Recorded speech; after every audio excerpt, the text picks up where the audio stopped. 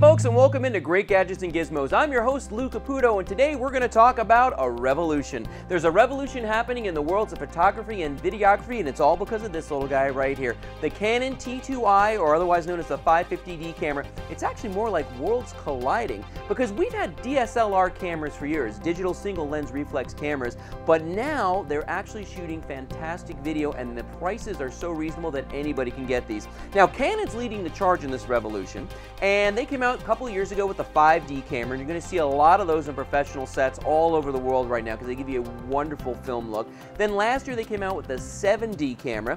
It's kind of the little brother to the 5D, and now this year they've come out with the 550D camera you see sitting right here in front of me, otherwise known as the T2i camera.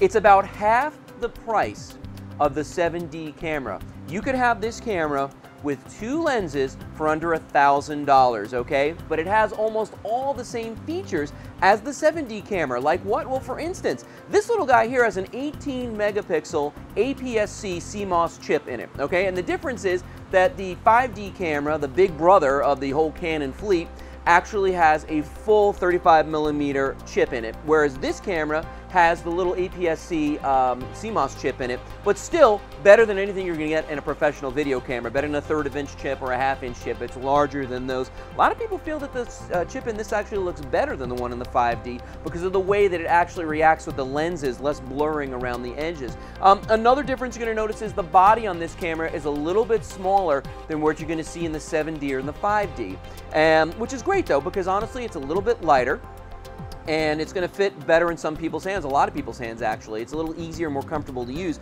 And the last difference for me is that, and I honestly didn't think this was a big deal, is it has a plastic composite body on this as opposed to the 7D and the 5D, which have a magnesium body, you know, one piece that's weatherproof. This is not weatherproof. So if you're going to go out and shoot in the rain, you're going to want to put a cover on this camera, whereas with the 5D and the 7D, not such a big deal. Now, in terms of the processor in this, there's a Digic 4 processor built into this camera. The 5D and the 7D both have two of those. This only has one, so it's not going to shoot in photo mode continuously as fast as those cameras. This one will shoot at 3.7 frames per second, which is still pretty fast, but not as fast as the 7D.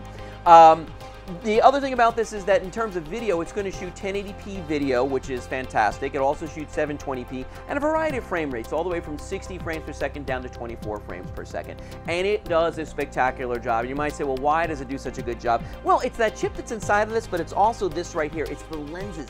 That's the big deal. That's why so many professional videographers now are turning to DSLR cameras, because you can use these film lenses on here, 35mm lenses, put them on the camera, take them off, use different millimeters, and get a wonderful depth of field or lack of depth of field that gives you a wonderful soft background. A film look that we've been trying to get for years with all kinds of tricks by putting nets behind the lens and going, you know, extreme telephoto on the lens, backing off, dropping in neutral density filters, all kinds of things. Don't have to do that anymore. And the other beautiful thing about this too is you need less lights. I mean, much like a regular film camera, these sensors are so big, they're way more sensitive to light, so you don't have to use as many lights as you do with a standard video camera. Now, if I spin this around, you're going to see on the back right here, you've got a 3-inch screen on the back of this. I'm going to turn this on so you can see what it looks like. You're going to hear the mirror flip up. It just flipped up.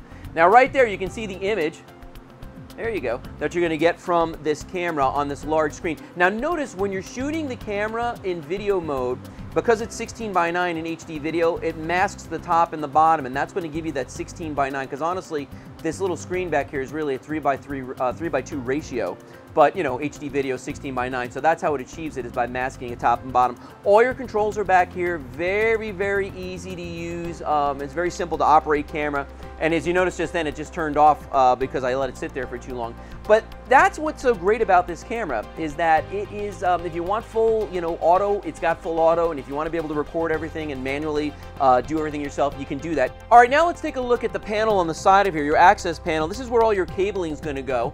And starting from the bottom, we've got an HDMI connection. On top of that, you've got an AV connection right there, audio, video. Then on top of that, we've got a 3.5mm microphone jack, so you can plug an external microphone into this, which I highly recommend. And then on top of that, you've got a remote control, so if you're going to be taking still photographs, you can remotely control the camera from there. If I spin it around to the other side, over here we have the access panel that gives you your SDHC card. That is going to be your storage right there. Now, Cool thing about these SDHC cards is they will hold a whole lot of video and they are very inexpensive. I mean, an 8 gig card like this is going to cost you less than $30 probably if you buy this online, easily less than $30. And that's going to hold about 30 minutes of 1080p video. So you're going to get a lot of use out of that, and very easy. Most computers, you just plug it right in and transfer the video right off of that. So that is an outstanding feature of the camera as well, and they go in and out very easily, so you can carry a whole bunch of those on you at any time when you're out in the field. Now, a couple of downfalls with the video, with the audio function on this, and you know, they're not so bad you can't overcome them, but there's no way to monitor your audio. You can't listen on headphones while you're recording it. It has an automatic gain control that you can't really control. It just sort of cuts off the audio at a certain point when it peaks. So you're going to notice your audio is clipped sometimes. And the last thing is that there's no meters on this, so you really can't even see where the audio is going or what it's doing till you're done. A lot of people are buying external devices, flash drives and flash recorders and that sort of thing, which you know, I've done myself. It works great that way, and you just use reference audio off of this, which is a wonderful solution when you're working with this camera. Now, the menus on this, I'm going to show you this here over my shoulder. I'm going to turn the camera back on again. Now, take a look at this. When that comes on, first of all, nice big screen as you can see right there. To work the menus, all you're going to do is press the menu button up here. And then it's really simple, just to scroll through the menus. You can control anything you want here. You can, you know, photographs, there's functions on here for the video quality, all kinds of things that you can do.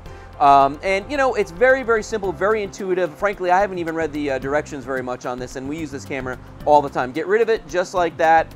Extremely easy, extremely lightweight camera to use. So, if you're in the market for a new camera, and maybe you don't want to go out there and buy a separate video camera and a separate digital camera, think about getting the Canon T2i, the 550D camera. Big thumbs up for me on this one. Makes a beautiful picture, and you're not going to be disappointed. Now, if you're going to shoot a lot of video, though, and if you're going to do it professionally, there are going to be a lot of accessories you're going to want to get with this one, and we're going to cover that in part 2.